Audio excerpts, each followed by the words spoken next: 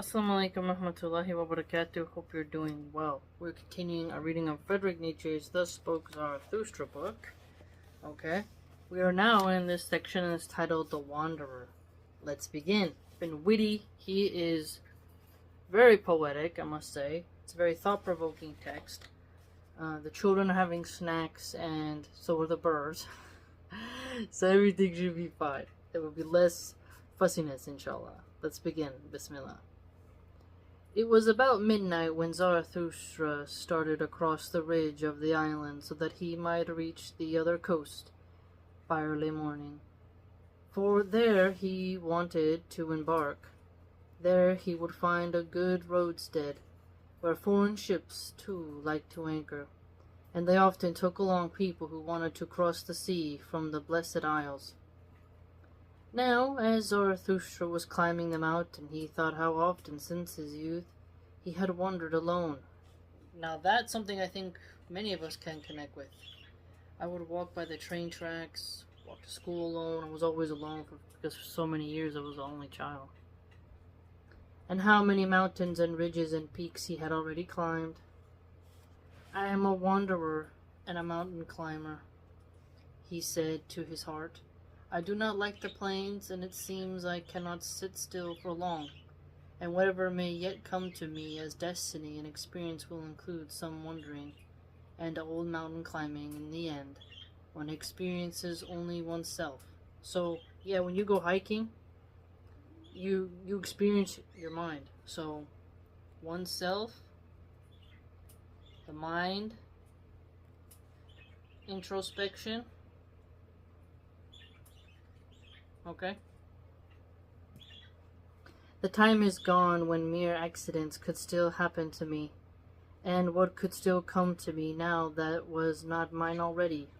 What returns, what finally comes home to me, and is my own self, and what of myself has long been in strange lands, and scattered among all things and accidents. So, what of myself has long been in strange lands, and scattered among all the things and accidents. It's almost like this dropping of memories, right? Where it's almost deeply poetic. What have you left in other? What parts of you have you left behind that have your sort of residue, your imprint? Or that you carry with you, memories and such. One further thing I know, I stand before my final peak now, and before that which has been saved up for me the longest. Alas, now I must face my hardest path. Alas, I have begun my loneliest walk. But whoever is of my kind cannot escape such an hour. The hour which says to him, only now are you going your way to greatness. Peak in the abyss. They are now joined together. So peak, the highest of highs, abyss, there's no end in sight. But at the same time, so an end, right? Because when you're at a mountain peak and you look straight up to the sky, you're like, wow. But then if you look here, there's a horizon, depending on where you are. Are you seeing the ocean where there's no immediate end? But when you go to the abyss, it's like, oh, it's the very deep unknown. You don't know what's there. But also, the unknown is also at the peak. You are going your way to greatness. Now that which has hitherto been your ultimate danger has become your ultimate refuge. You are going your way to greatness. Now this must give you the greatest courage, that there is no longer any path behind you. You are going your way to greatness. Here nobody shall sneak after you. Your own foot has to face the path behind you, and over it there is written impossibility. And if you now lack all ladders, then you must know how to climb on your own head. If you lack all ladders, then you must know how to climb on your own head. So, someone else makes the ladder, and you use that ladder to climb up, standing on the shoulders of giants. But your own head is your own wits. Your own wit. Climb on your own head. That's a puzzle, isn't it? How do you traverse the caverns of your own mind? Catacombs of your own mind. How else would you want to climb upward? On your own head and away over your own heart. Now what was gentlest in you must still become the hardest. Well, now what was gentlest in you must become the hardest, so the heart. Now, when you get a hard heart, for us in Islam, that's not a good thing. Some think you have to make your heart hard so that you can endure great amounts of suffering. But once it becomes too hard, you lose mercy. Then you become cruel. Then you become despised. He who has always spared himself much will in the end become sickly of so much consideration. He who has always spared himself much will in the end become sickly of so much consideration. Because the struggle, the muscles even become stronger once you put them to the test. Sickly because it hasn't been tested. Almost a self, like a rot. Like a fat pig who never had to run because they never wanted to make the animal have an inconvenience of fright. Praise be what hardens. Praise be what hardens. So harden, and then strength, fortitude. I do not praise the land where butter and honey flow. Milk and honey, but he said butter. Now that's the first time I've heard butter replace milk. But butter comes from milk, but it's butter, baby. Bread and butter. There's these natural sayings we have, because butter doesn't flow once it's melted, but butter on your bread is quite nice, isn't it? And butter is a very important ingredient in cooking.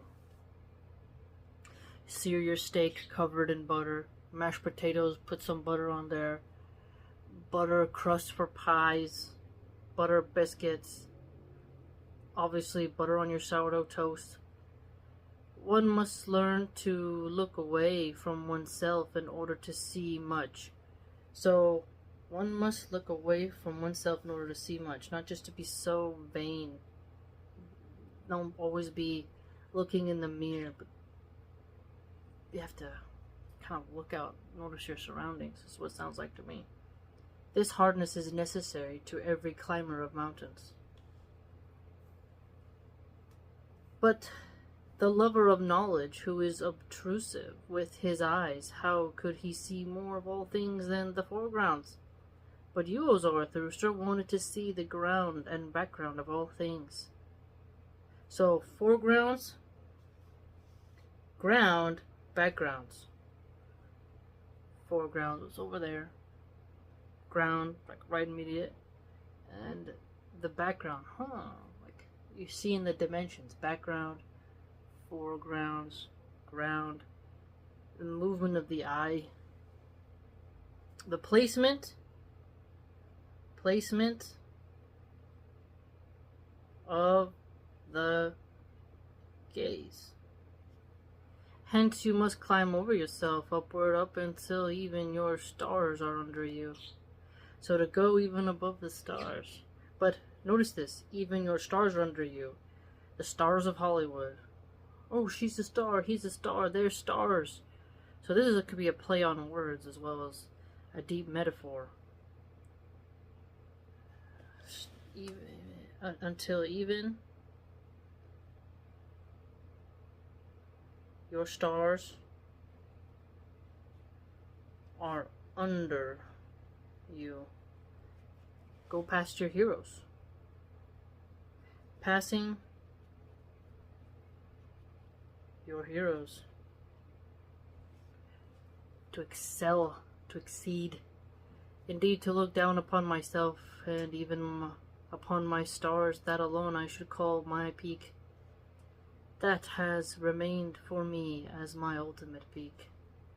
Thus spoke Zarathustra to himself as he was climbing, comforting his heart with hard maxims. Maxims how to comfort your heart with maxims, for his heart was sore as never before. And when he reached the height of the ridge, behold, the other sea lay spread out before him. Interesting how I just mentioned the sea in the horizons and such. And he stood still, mashallah, and remained silent a long time. But the night was cold at this height, and clear and starry bright. I recognize my lot, he finally said sorrowfully. Well, I am ready. Now my ultimate loneliness has begun. Ultimate loneliness. It's cold up at the top, isn't it? Certain shapes. Just go and think about the shapes. Even on a circle. Circle's less sturdy, so it's always shifting, right? If you try to stand on a ball, well, you're not going to be on top for long. It's almost chaotic rotation. I came in like a wrecking ball. Like, it's like a snowball effect. The velocity that a pebble can get, slipping on pebbles. Circles are kind of dangerous if you think about it. Circles are kind of like, you take it down the hill, bam, but you try to push that circle up the hill, you know, just the shape in and of itself. But if you look at the pyramid shape, it's firm, but if you're on the top, and you get to be there, you know, it's lonely. Only so many people can fit there, you know. It's a long way down. Square, stand on square, you're totally equal, you know. It's quite different. Hexagon, on a hexagon, some people can fit there, you know. I lost this black sorrow sea below me. I lost this pregnant nocturnal dismay. I lost destiny and sea. To you I must now go down. Before my highest mountain I stand, and before my longest wanderings. To that end I must first go down deeper than I ever descended. Deeper into the pain that I ever descended. Down into its blackest flood. Thus my destiny wants it. Well, I am ready. Deeper into the pain. See, facing pain. Facing pain. Introspection, when Islam calls you to be sober, you're going to go deep into the pain because you're not escaping through intoxicants. Intoxicants, okay, you have a blunt, all that smoke, you're up and out. And you're going through it. Okay? But then, if you have something that gives you a bad trip, well, now you're going into like, oh, there's a maze of your own brain, and having a bad trip and hallucinating is not good for you. And so, when you're sober, and then arrives the depression, it just sits in your chest, squeezes, and then you have to realize, okay, what's causing this? How can I remedy this? I have to get through it. You know, you're able to go deep into that pain. And then you're able to grapple with it more. And get to the cause of it. How you got there. You're going in. Essentially. You're not running. Rather, you're exploring. And so there's a very interesting way of looking at this line. Whence come the highest mountains, I asked. Then I learned that they came out of the sea. The evidence is written in their rocks and in the walls of their peaks. It is out of the deepest depth that the highest must come to its height. Thus spoke Zarathustra on the peak of the mountain, where it was cold. But when he came close to the sea, and at last stood alone among the cliffs, he had become weary from walking and even more full of longing than before. Everything is still asleep now, he said. Even the sea is asleep, drunk with sleep, and strange it looks to me. But its breath is warm that I feel, and also feel that it is dreaming. In its dreams it tosses on hard pillows. So, in his dreams it tosses on hard pillows, a pillow that hurts, presses against your ear, presses against your temple. It keeps you awake. But when you're snuggly and your neck is at a good posture, you're going to go into a blissful sleep that leaves you rejuvenated, inshallah. But if you're tossing on something hard, it's crushing your ear, gonna leave a mark, pushing on your temple, you're gonna wake up worse. Listen, listen how it groans with evil memories. Oh, evil forebodings?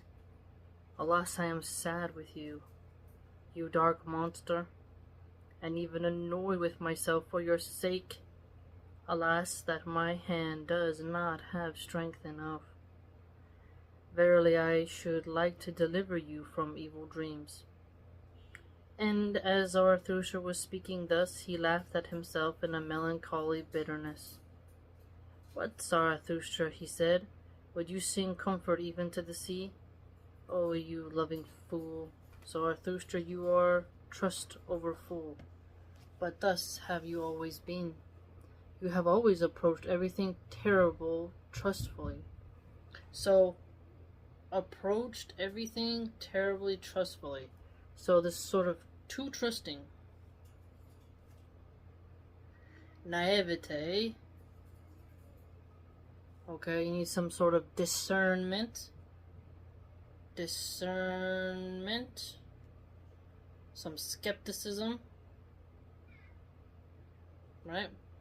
You have wanted to pet every monster and whiff of warm breath, a little soft tuft on the paw, and at once you were ready to love and to lure it. Love is the danger of the loneliest. Love is the danger of the loneliest.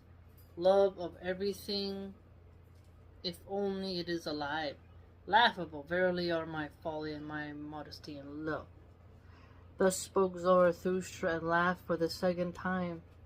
But then he recalled his friends whom he had left, and as if he had wronged them with his thoughts, he was angry with himself for his thoughts, and soon it happened that he who had laughed wept. From wrath and longing, Zarathustra wept bitterly. So you can see the emotions, and when you weep bitterly, it's painful. And then when he mentioned here, melancholy and bitterness. But then you have some laughing, crying. So you can feel the pain. He's mentioned it here. The deepest depth that the highest must come to its height. So when you really at rock bottom, you've gone through a lot, but you still manage to climb out of that mud and ever up and onward, and you still have that hope. That is a testament to your character, to your grit. But also don't be afraid to come down. So people often have a saying called get off your high horse. But there's also, because if you were of a certain status in the military, you had a horse while others were standing. And it's easy to give certain orders when you're in a car, when you're in a helicopter, than when you're on foot, face to face with it. But then there's different levels, right? Different perceptions. You're on the ground, you see it differently than the person up top who has more of a view of what's going on. So, if you won't go deep into the pain, and you won't descend into the darkness, and figure out what you need to do, you're not going to be able to cope with loneliness as well. Because loneliness is something that ruins many. But you have to keep pressing onward. Because the higher you go, the more lonelier it gets. Because you're literally out of touch with people. There's something that's very unique about this section, because he's done well in explaining the wanderer. The wanderer is all about. Because to be a wanderer, you can't be afraid of wandering. So, you're going through valleys, you're going through peaks, all of that good stuff. Think about people trying to go to space. People are going down to the Titanic ruins. People are going to the far off to Antarctica. People are just going out. They're expanding, and then they're going up and out. They're just constantly looking for something to do.